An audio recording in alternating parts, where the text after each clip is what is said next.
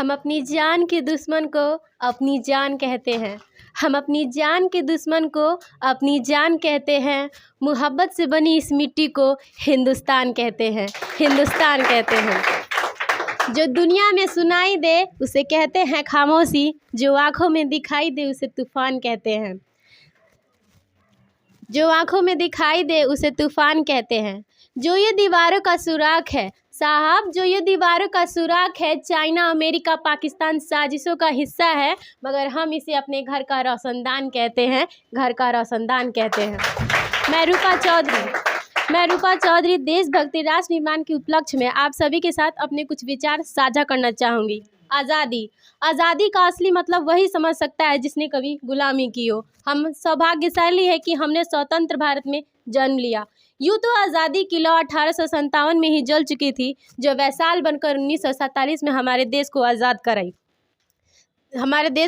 कराई। प्राचीन, मध्यकालीन, वर्तमान भारत के उदाहरणों से मैं यह स्पष्ट करना चाहूँगी कि जब हम फिरंगियों के फेरे में फंस गए थे तो रंगदे बसंती चोलों की एक आवाज़ पर टोले के टोले उमड़ आते थे और उनके वंदे मातरम किनारों से खून में आने वाला 5-5 डिग्री का तूफान अंग्रेजी शासकों की जड़ों में तूफान ला देता था।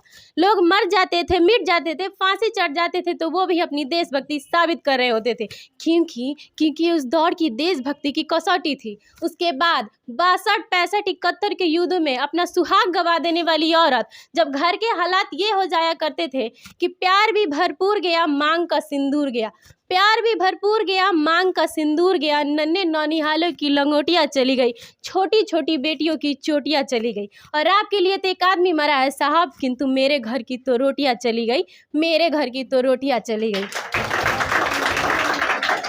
वाले हालात पैदा हो जाने के बावजूद भी एक माँ अपने बेटे को सरहद पर दुश्मनों की धज्जियां उड़ाने के लिए भेज दिया करती थी और इसे खत लिखा कर ये भेजा करती थी कि अम्मा ने खत लिखा है बड़े ही चाव से, पुत्र मेरे ना घबरा जाना, 1 इंच भी पीछे ना हटना, चाहे इंच इंच कट जाना, चाहे इंच इंच कट जाना। इस तरह पूरा परिवार अपनी देशभक्ति साबित कर रहा होता था। तब देश बलिदान मांगता था, तब देश लड़ जाने को कहता था, तब देश मर जाने को, मिट जाने को, फांसी चढ़ जाने को कहता था, किंतु आज देश लड़ जाने को नहीं कहता। आज देश मर जाने को, मिट जाने को, फांसी चढ़ जाने को नहीं कहता, बल्कि मेरे विचारों में यदि कोई व्यक्ति अपना काम पूरी मेहनत, पूरी ईमानदारी से करे ना, वही सबसे बड़ी देशभक्ति है, यही सबसे बड़ा राष्ट्र प्रेम है। न सरकार मेरी है न रब मेरा है, न सरकार मेरी है न रब मेरा है, बस इतनी सी बात का गुरूर है मुझे, मैं भारत की हूँ और ये भारत मेरा है और ये भारत मेरा है। परंतु एक वैचारिक बीमारी मुझे हमारे समाज में नजर आती है कि कहा जाता है हम सब विश्व के सबसे बड़े लोकतंत्र हैं, जहाँ हिंदू पैदा होते हैं, मुस्लिम, सिख, ईसाई भी पैदा होते हैं, परंतु बदकिस्मती अब इंसान पैदा नहीं होता। मेरे विचारों में ना हिंदू की ज़रूरत है ना मुसलमानों की ज़रूरत है। राष्ट्र निर्माण के लिए केवल अच्छे इंसान की ज़रूरत है, केवल अच्छे इंसान की ज़रूरत है। मैं नहीं मानती फेसबुक और व्हाट्सएप की डीबी को 3 रंग में रंगना ही देशभक्ति है। अगर यदि आप कहेंगे कि साल में 2 बार हाथ में तिरंगा ले लेना देशभक्ति है, तो मैं पूछना चाहूँगी, फुटपाथ पे रहने वाला वो बच्चा ट्रैफिक की छाँव में नंगे पाँव में जब तिरंगा बेच रहा होता है, तो क्या आप उसकी देशभक्ति कहेंगे? ये उसकी देशभक्ति नहीं, उसकी पेट की भूख की शक्ति है जिसे ऐसा करने पर मजबूर करती है।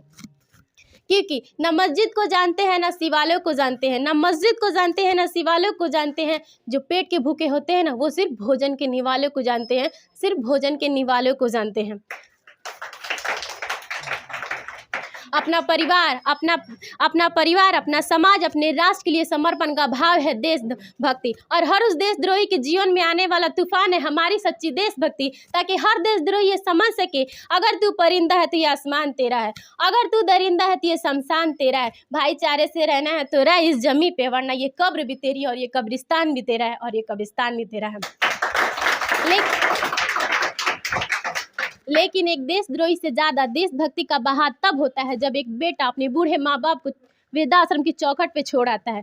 कर्रा उठती है वो देशभक्ति जब मुसीबत में फंसे लोगों की जान बचाने की बजाय हम सेल्फी लेकर अपने लाइक और फॉलो में बढ़ाने में लगे रहते हैं। मेरे विचारों में तैयारी थी अपने परिवार, अपने समाज, अपने राष्ट्र की आशाओं को बांधे रखने की। वही युवा अब 4x4 इंच की एक छोटी सी स्क्रीन पर अपनी कोमल उंगलियों की घर्षण से अपनी भावनाएं की इमोजी भेज रहा है। 4 बोतल वोट का काम मेरा रोज का, अरे भारत का भविष्य तबाह करके रखा है। हम एक ऐसे समाज में जीते हैं जहाँ लड़कों से बात करता देख जो भाई हड़काते हैं, लड़कों से बात करता देख जो भाई हड़काते हैं, वही भाई अपनी गर्लफ्रेंड के किसी घर में हंस हंस के सुनाते हैं। हम एक ऐसे समाज में जीते हैं जहाँ पत्थर की मूरत को लगते हैं 56 भोग, भूखे नंगे तड़पते सो जाते हैं लोग, भूखे नंगे तड़पते सो जाते हैं लोग। मजदूर को मजदूर समझिए मजबूर नहीं, मजदूर को मजदूर समझिए मजबूर नहीं, गरीब को काम दीजिए दान नहीं। यदि दान देने की इच्छुक है तो जीते जी रक्त दान दीजिए और मरने के बाद अंगदान देकर किसी मरते हुए को जीवन दान दीजिए। यही सच्ची देशभक्ति, यही सच्चा राष्ट्र प्रेम है। मेरे विचारों में हमारा राष्ट्र निर्माण तब संभव होगा जब इस देश में महिलाओं की पूजा नहीं उनकी इज्जत की जाएगी। हमारा राष्ट्र निर्माण तब संभव होगा जब स्वच्छता अभियान में केवल सरकार ही नहीं बल्कि सड़क पर चलने वाला हर एक नागरिक हाथ बटाएगा, स्वच्छ भारत को दिल से अपनाएगा। और असल मायने में हमारा राष्ट्र निर्माण तब संभव होगा जब एक गरीब बच्चा मध्याह्न भोजन के लिए नहीं बल्कि ज्ञान अर्जन के लिए सरकारी स्कूल की चौखट पर अपना कदम रखेगा।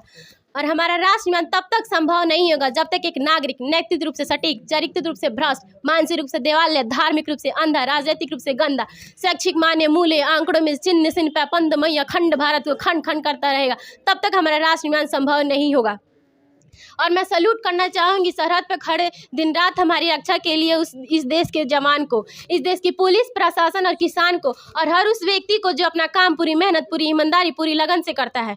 तो अंत में मैं इतना ही कहना चाहूँगी कि मेरा हिंदुस्तान महान था, महान है, महान रहेगा।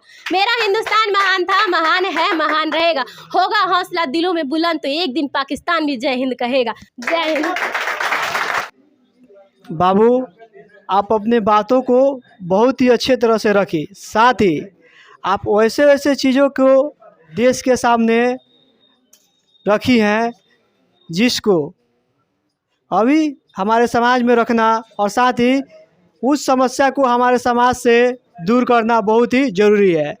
इतना कम समय में, इतना छोटी सी उम्र में आप इतने बड़े बड़े समस्याओं को परख ली और साथ ही उसको समाधान का बात भी कर रही हैं।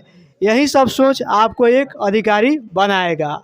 मेरा यही आप सबसे से उम्मीद होता है कि आप सब पढ़ने लिखने के साथ साथ में कुछ सोचे वैसा जो आपको औरों से अलग करे, केवल किताबी ज्ञानों का न अर्जन करे, व्यवहारिक ज्ञान अर्जन करे जो आगे आपको आगे बढ़ने में और साथ में अपने राष्ट्र का निर्माण करने में बहुत ही सहयोगी होगा, बहुत ही लाभकारी होगा। आपको मैं दिल से आशीर्वाद देता हूँ।